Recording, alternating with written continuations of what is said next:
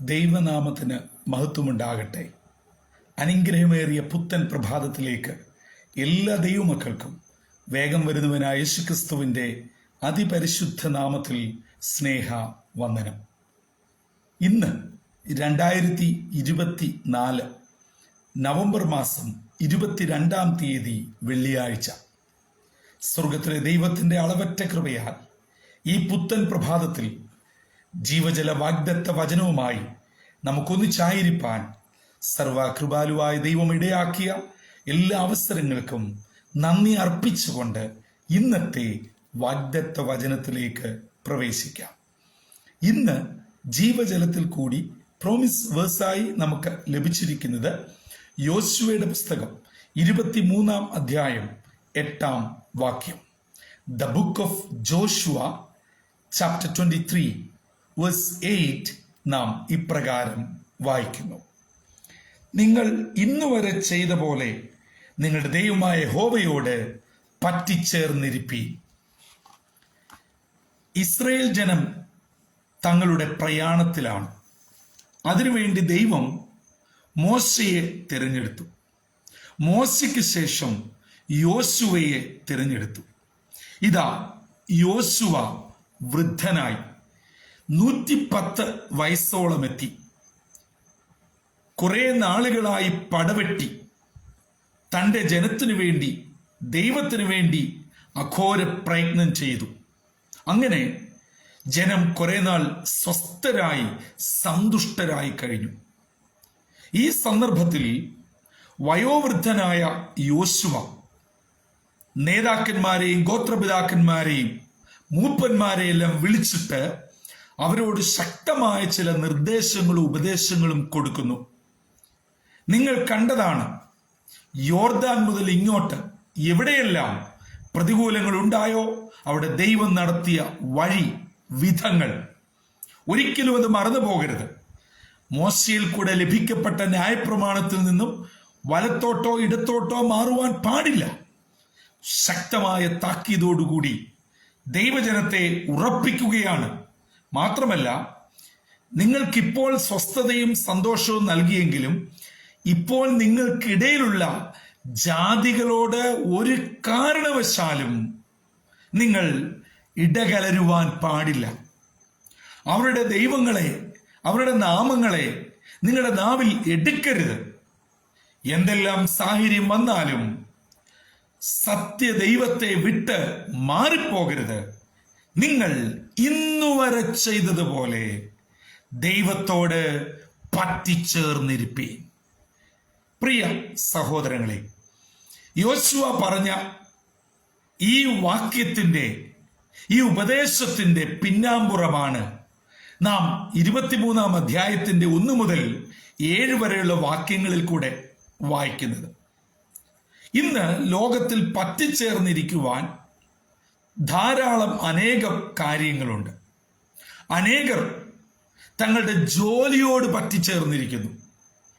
അനേകർ തങ്ങളുടെ കുടുംബത്തോട്, മക്കളോട്, സമ്പത്തിനോട്, സൗന്ദര്യത്തോട്, മൊബൈലിനോട്, സിനിമയോട് എന്നു വേണ്ട അവരവരുടെ ഇഷ്ടങ്ങൾക്കും ഇംഗിതങ്ങൾക്കും അനുസരിച്ച് പറ്റിച്ചേർന്നിരിക്കുകയാണ്. എന്നാൽ ഇസ്രായേൽ ജനത്തോട് വയോവൃദ്ധനായി തന്റെ മരണം മുമ്പിൽ കണ്ടുകൊണ്ട് 110-ാം വയസ്സിൽ നിൽക്കുന്ന ഭക്തനായ യോശുവ പറയാണ്, നിങ്ങൾ ഇന്നുവരെ ചെയ്തതുപോലെ ദൈവത്തോട് പറ്റിച്ചേർന്നിരിപ്പീൻ. നിങ്ങൾക്ക് പ്രതികൂലം ഇല്ല എന്നല്ല, പ്രതിസന്ധികൾ ഇല്ല എന്നല്ല, യുദ്ധങ്ങൾ, പ്രതിസന്ധികൾ, അനേക പ്രശ്നങ്ങൾ നിങ്ങൾക്കിടയിൽ ഉണ്ടായി. അവിടെയൊക്കെ നിങ്ങളെ വിടുവിച്ചത് മറ്റാരുമല്ല, സ്വർഗത്തിലെ ദൈവമാണ്. ആ ദൈവത്തോട് പറ്റിച്ചേർന്നിരിപ്പീൻ. ഈ വെള്ളിയാഴ്ച അതിരാവിലെ ഇന്നത്തേക്കുള്ള വാഗ്ദത്ത വചനം കേട്ടുകൊണ്ടിരിക്കുന്ന എൻ്റെ പ്രിയ ശ്രോതാക്കളെ, ദൈവമക്കളെ, അവരവർ ചിന്തിക്കുക, ഇന്ന് ആരോടാണ് ദൈവത്തെക്കാൾ ഉപരിയായി കൂടുതലായി പറ്റിച്ചേർന്നിരിക്കുന്നത്? വളരെ ഗൗരവമായി നാം ഓർക്കണം. ദൈവം നമുക്കെല്ലാം നൽകി. അനുഗ്രഹങ്ങൾ, തലമുറകൾ, ജോലികൾ, വരുമാനമാർഗം, ഭവനം, ആത്മീയ ശുശ്രൂഷകൾ, യാത്രകൾ, എന്തൊക്കെ ആഗ്രഹിച്ചോ അതിലുപരിയായി ഒക്കെ നൽകി. പക്ഷേ ദൈവത്തോട് പറ്റിച്ചേർന്നിരിക്കുന്നു. ഞാൻ ഈ പ്രഭാതത്തിൽ ഒരു കാര്യം ക്ലാരിഫൈ ചെയ്യുവാൻ ആഗ്രഹിക്കുകയാണ്. ദൈവത്തോട് പറ്റിച്ചേർന്നിരിക്കുന്നതും നിങ്ങൾ പോകുന്ന പള്ളിയോട് പറ്റിച്ചേർന്നിരിക്കുന്നതും രണ്ടും രണ്ടാണ്. എന്നെ തെറ്റിദ്ധരിക്കരുത്. നിശ്ചയമായും നിങ്ങൾ പോകുന്ന ആരാധനാലയത്തിൽ, ദൈവാലയത്തിൽ, പള്ളിയിൽ, ഹാളിൽ നിങ്ങൾ പോകണം. നിങ്ങളെ കൊണ്ടുള്ള പറ്റാവുന്ന ശുശ്രൂഷകൾ ശാരീരികമായി, സാമ്പത്തികമായി, മാനസികമായി, ആത്മീകമായി എന്തൊക്കെ ചെയ്യാമോ മുഴുവൻ ചെയ്യണം. പക്ഷെ അതുകൊണ്ട് ദൈവത്തോട് പറ്റിച്ചേർന്നിരിക്കുന്നു എന്ന് തെറ്റിദ്ധരിക്കരുത്. ഞാനും എൻ്റെ ദൈവവുമായി വ്യക്തിബന്ധം എങ്ങനെയുണ്ടോ അതിൻ്റെ ആഴവും അതിൻ്റെ ആക്കവുമാണ് വ്യക്തിപരമായി ദൈവത്തോട് പറ്റിച്ചേരുക എന്ന് പറഞ്ഞാൽ. അല്ലാതെ പള്ളിയിലെ കാര്യങ്ങൾക്ക് മുഴുവൻ പങ്കെടുക്കുന്നു, പ്രൈസ് ആൻഡ് വർഷിപ്പ് ലീഡ് ചെയ്യുന്നു, സൺഡേ സ്കൂൾ പഠിപ്പിക്കുന്നു, യുവജന പ്രസ്ഥാനത്തിന്റെ സെക്രട്ടറിയാണ്, ഗായക സംഘത്തിന്റെ ലീഡറാണ്, അങ്ങനെ പോകുന്നു, കൺവെൻഷൻ നടത്തും, എല്ലാം ചെയ്യും. ഇതും ദൈവവുമായി പറ്റിയിരിക്കുന്നതുമായി യാതൊരു ബന്ധവുമില്ല. വളരെ ഗൗരവമായി ഓർക്കണം. ഇന്ന് ക്രൈസ്തവ ലോകം തന്നെ നമ്മെ തെറ്റിദ്ധരിപ്പിച്ച് ഒരു മായാ പ്രപഞ്ചത്തിലാക്കിയിരിക്കുകയാണ്. അത് ഇപ്പം കൂണുപോലെ മുളച്ചു വന്ന സ്വർഗരാജ്യത്തിന് താക്കോല് ഞങ്ങളുടെ ആന്നിരിക്കുന്ന സഭകൾ ഉൾപ്പെടെ അക്കാര്യത്തിൽ മുൻപന്തിയിലാണ്. എല്ലാം ഇങ്ങോട്ട് പോരട്ടെ, ഈ സഭയിൽ അല്ല, കർത്താവുമായിട്ടുള്ള ബന്ധം എവിടെയാണ്? ഈ പ്രഭാതത്തിൽ ഞാൻ ചോദിക്കട്ടെ, ഇന്ന് നിങ്ങൾ രാവിലെ എഴുന്നേറ്റ് ഈ ജീവജലം ശ്രവിക്കുന്നതിന് മുൻപായി വ്യക്തിപരമായി ഒരു 5 മിനിറ്റെങ്കിലും പ്രാർത്ഥിച്ചോ? ഒരധ്യായമെങ്കിലും വേദപുസ്തകം വായിച്ചോ? ഈ ജീവജലം പോലെ അനേക കർത്തൃദാസന്മാർ ധാരാളം മെസ്സേജ് 2 മിനിറ്റിന്റെ, 1 മിനിറ്റിന്റെ, 5 മിനിറ്റിന്റെ, 10 മിനിറ്റിന്റെ ഒക്കെ ഇടുന്നുണ്ട്.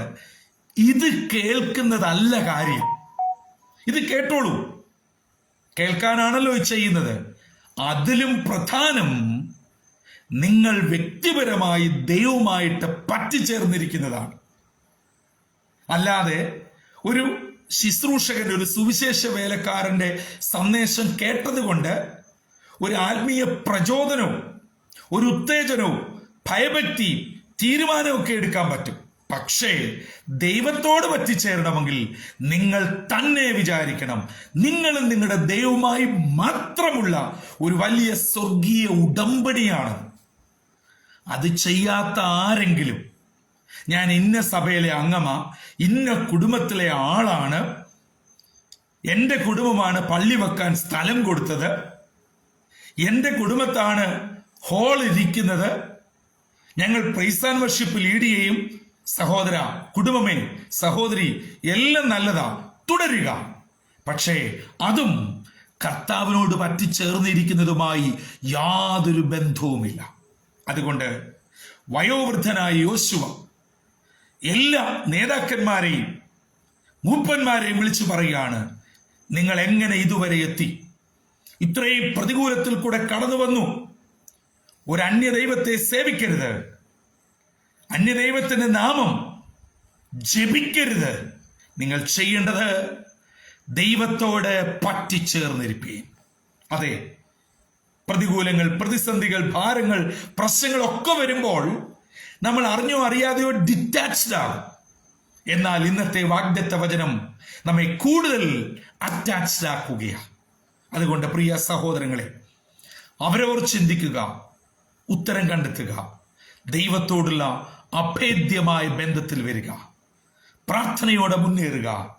നിശ്ചയമായി തമ്പുരാന് നമ്മുടെ ഉള്ളിന്റെ നീറ്റല്, ഭാരം, വേദന, സങ്കടം എല്ലാം അറിയുന്നു. അതിന്മേൽ പരിഹാരം തരുവാൻ മതിയായവനാ. പക്ഷേ നാം പറ്റിച്ചേർന്നങ്ങ് നിന്നാ മതി. പറ്റിച്ചേരുന്നതുമായി ബന്ധപ്പെട്ട് വേദപുസ്തകത്തിൽ നിരവധി അനവധി വ്യക്തികളും സംഭവങ്ങളും തന്മൂലമുണ്ടായ വലിയ വിടുതലുകളും നമുക്കറിയുവാൻ കഴിയും. ആകയാൽ ആ വിടുതലൊക്കെ നമ്മളും പ്രാപിച്ച് അനുഗ്രഹത്തോടെ മുന്നേറുവാൻ ഇന്നത്തെ ദിനം ജീവജലം ശ്രവിക്കുന്ന എല്ലാവരെയും സർവശക്തനായ ദൈവം തുണയ്ക്കട്ടെ. നിങ്ങളെ അനുഗ്രഹിക്കട്ടെ.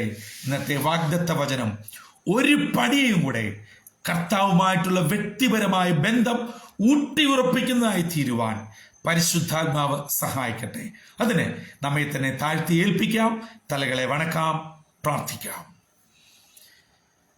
പരിശുദ്ധനായ ദൈവമേ, സ്വർഗീയ പിതാവേ, അനുഗ്രഹമേറിയ പുത്തൻ പ്രഭാതത്തിനായി നന്ദിയോടെ ഞങ്ങൾ അങ്ങയെ സ്തുതിക്കുന്നു. ഇന്ന് ലോകത്തിൽ പലതിനോട് ജനം പറ്റിച്ചേരുമ്പോൾ ദൈവമക്കൾ എന്ന് അഭിമാനിക്കുന്ന അനേകർ പല കാര്യങ്ങളോട് പറ്റിച്ചേരുമ്പോൾ യോശുവ തന്റെ ജനത്തോട് പറയുകയാണ്, നിങ്ങൾ സ്വസ്ഥത പ്രാപിച്ച് ഈ നിലയിലൊക്കെയായി, എന്നാൽ ഇപ്പോഴും നിങ്ങളുടെ ഇടയിൽ ജാതികളുണ്ട്. അവരോട് ഇടകലരുത്, അവരുടെ ദൈവങ്ങളുടെ നാമം ജപിക്കരുത്. നിങ്ങൾ ചെയ്യേണ്ടത് ഇന്നുവരെ ചെയ്തതുപോലെ ദൈവത്തോട് പറ്റിച്ചേർന്നിരിക്കണം. അപ്പാ, പ്രശ്നങ്ങളും രോഗങ്ങളും ദുഃഖങ്ങളും പ്രതിസന്ധികളും എന്തെല്ലാം വന്നാലും അങ്ങയോട് മാത്രം പറ്റിച്ചേർന്നിരിപ്പാൻ ഞങ്ങളെ അവിടുന്ന് ഇടയാക്കണം. ഈ ദൈവജനം കേട്ട എല്ലാ നിന്റെ മക്കൾക്കായി സ്തോത്രം. പുതിയ തീരുമാനത്തോടെ സമർപ്പണത്തോടെ തങ്ങളുടെ ജീവിതങ്ങളെ തിരിഞ്ഞു നോക്കി ഒരു ഉടമ്പടിയുടെ പുനഃപ്രതിഷ്ഠ നടക്കുവാൻ ഇന്നത്തെ ദിനം ഇടയാകണം. അതിനായിട്ട് ഞങ്ങളെ തന്നെ താഴ്ത്തി ഏൽപ്പിക്കുന്നു. സ്വർഗം പ്രാർത്ഥന കേട്ട് അനുഗ്രഹം അയച്ചതിനായി സ്തോത്രം. യേശുവിൻ നാമത്തിൽ അപേക്ഷിക്കുന്നു, കൃപയോടെ കേൾക്കുമാറാകണമേ. ആമീൻ, ആമീൻ, ആമീൻ. പ്രിയ ദൈവജനമേ, എന്തെല്ലാം വന്നാലും കർത്താവിനോട് പറ്റിച്ചേർന്നിരിക്കുക. പിന്നെ തമ്പുരാൻ നോക്കിക്കൊള്ളും. ആ കരത്തിന്ന് ഒരു കാരണവശാലും വിട്ടുപോകരുത്. തള്ളപ്പെടാതെ തഴയപ്പെടാതെ കർത്താവിനോട് പറ്റിച്ചേർന്ന് നിന്ന് പുത്തൻ കൃപകളും അനുഗ്രഹങ്ങളും പ്രാപിച്ച് ഇന്നത്തെ ദിനം സന്തോഷത്തോടെ മുൻപോട്ട് പോകുവാൻ സർവശക്തനായ ദൈവം ഇടയാക്കട്ടെ. അതിന് നമ്മെ തന്നെ ദൈവകരങ്ങളിൽ ഏൽപ്പിക്കാം. കർത്താവിൻ്റെ അനുഗ്രഹിക്കപ്പെട്ട മുന്തിരിത്തോട്ടത്തിൽ നിന്നും brother Santhosh Kodukulanji. God bless you all.